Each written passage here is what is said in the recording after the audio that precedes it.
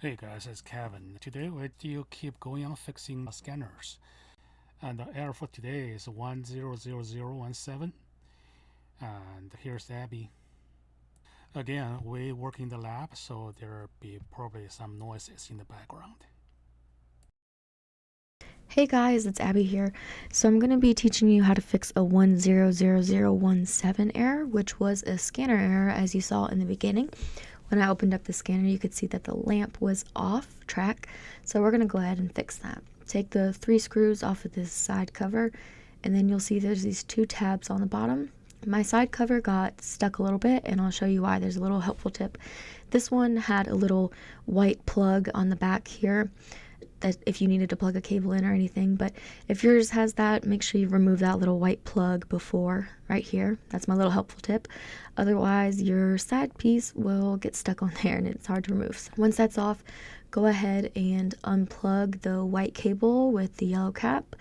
If there's a piece of tape holding it there, just pull off that piece of tape and stick it to the side.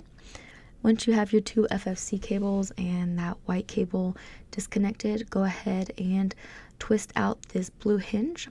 Now we're going to remove the scanner. It was easier for me to just move out that duplex real quick, so when you push to the side the scanner, it releases easier and doesn't get caught up. Now that our scanner's off, go ahead and flip it on its back, and there's going to be 4 screws that you just need to take out. Once we did that, I basically just pried open a little bit the scanner, and once I did that, I was able to basically slip my hand in there. Once I slipped my hand in there, I grabbed onto the lamp and tried to line it back up onto the track, as you would see it go back and forth when it scans images or papers or anything that you put onto there. So I then took a little tool and I used it to slide along the edge there, as you see, and I helped pry open the side of the scanner a little bit more. Then I used my tool to try and push down the FFC into the little, I don't know, a ditch. It's not really a ditch, but I guess that's what we call it, the ditch that that FFC cable lays in. So as you can see, I now open it back up again, and I'm just using my finger to push the FFC cable back down into that ditch. So yeah. All right, so now that I have it back, I'm going to go ahead and basically just make sure it looks correct and then press down the scanner back where I had pried it open before.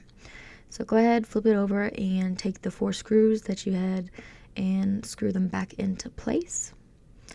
And then we're going to go ahead and put it back into the printer. We'll follow our steps back. But before you do that, give it a quick look, carefully turn it back over.